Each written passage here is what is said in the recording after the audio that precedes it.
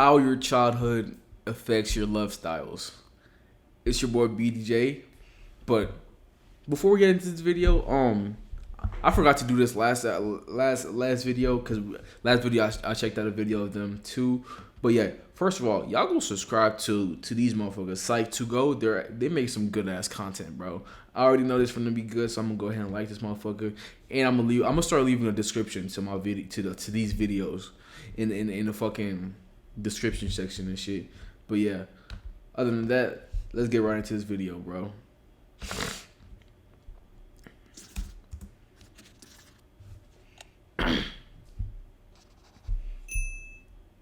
Although we have a choice in becoming the people we strive to be, it is without a doubt that our childhoods shape us to a certain extent.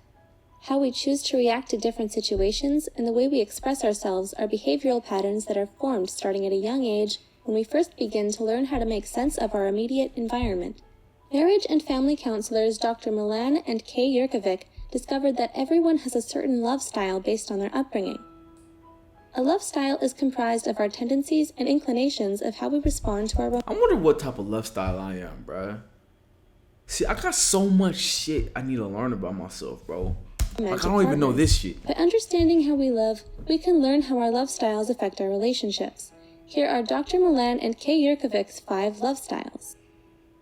1. The pleaser. The pleaser often grows up in a home with an overly protective or angry and critical parent. As children, pleasers do everything they can to be good and be on their best behavior, so as to not provoke a negative response from their parent. That's not me. Pleaser children don't receive comfort. Instead, they spend their time and energy giving comfort to their reactive parent. How can you raise a child like that, bro? That's fucked up. No, you're not gonna comfort your child one time. That's fucked up, bro. Pleasers are uncomfortable with conflict and deal with disagreements by often giving in or making up for them quickly.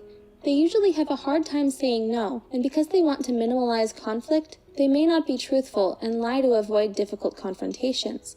As pleaser children grow into adults, they learn to read the moods of others around them to make sure they can keep everyone happy. Yeah, this is not However, me at all. when pleasers feel stressed or believe that they are continuously letting someone down, they can have a breakdown and flee from relationships. Pleasers often spread themselves thin trying to be everything to everyone when it's not realistic. This and is instead extremely of forming unhealthy, healthy bro. boundaries for themselves, Please they don't ever focus become more a on the needs pleaser, and bro. desires of others. In order for pleasers to cultivate stable relationships, they have to be honest about their own feelings, rather than trying to do what is expected of them. This is extremely unhealthy, bro. 2. The victim. The victim. The victim often grows up in a chaotic home. Victims learn to be compliant in order to survive by putting less attention on themselves so they can stay under the radar.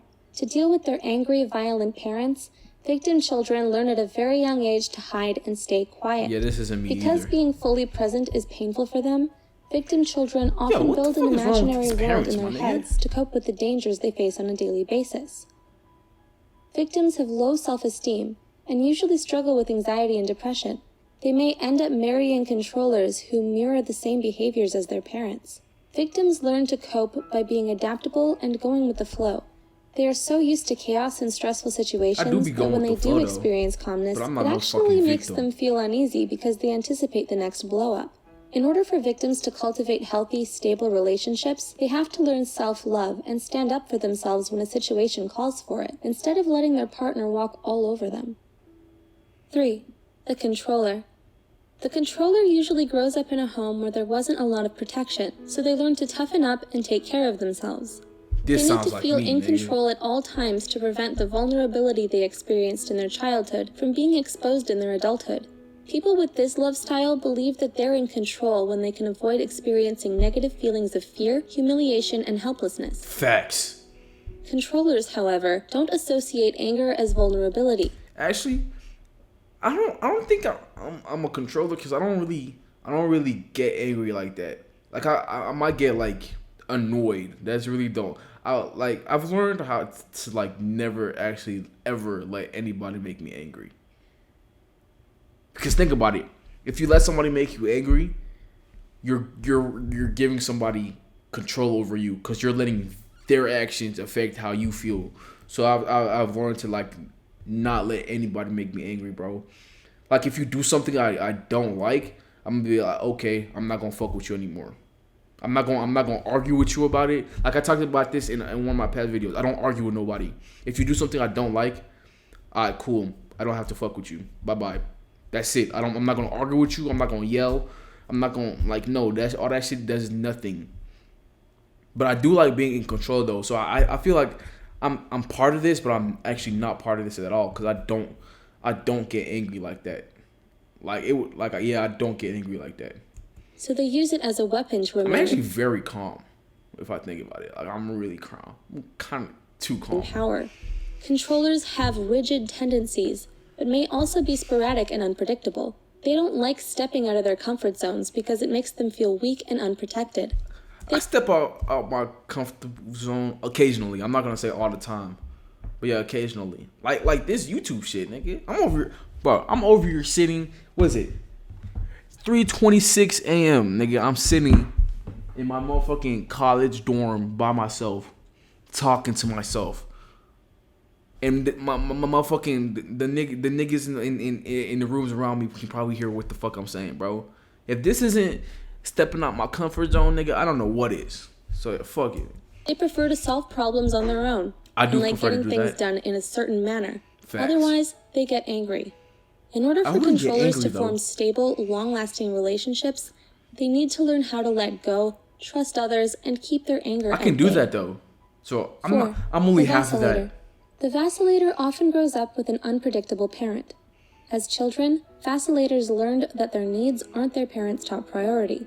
Without consistent affection from their parent, vacillators Yo, where are the good parents at? Like, what the fuck? I feel like these love styles are very like one-sided. Cause if you notice, all the parents are bad parents, bro. Like, you don't really have an example with a good parent, bro. Like, what the fuck type of shit is this? develop a deep fear of abandonment. But when the parent finally feels like giving their time and attention to them, vacillators are usually too angry and tired to receive it. As vacillators enter adulthood, they try to find the consistent love they were deprived of as children.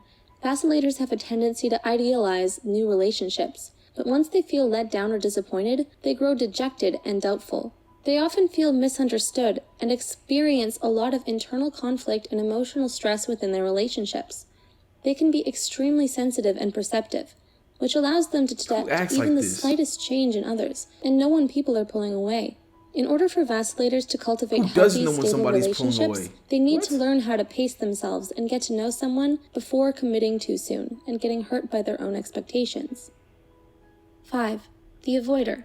The avoider often grows up in a less affectionate home that values independence and self-reliance. As children, avoiders learn to take care of themselves starting at a very young age. Okay, I'm and part of put their this feelings too. and needs on hold to deal with their anxieties of having little to no comfort from their parents.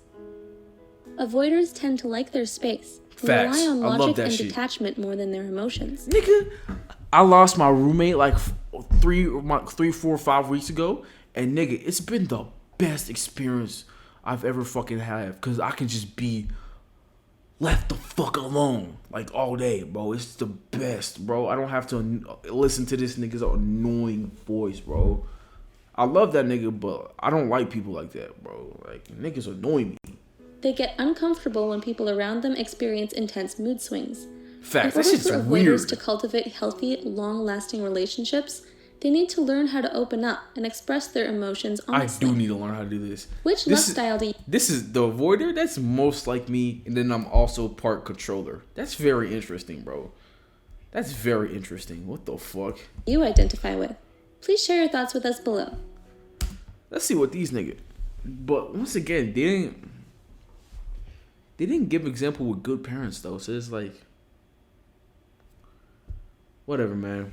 Like I said earlier, y'all like this video, y'all go check out this channel. Any of that y'all like, comment, subscribe, hit that bell notification to join the BBCs, and either than that, we're gone.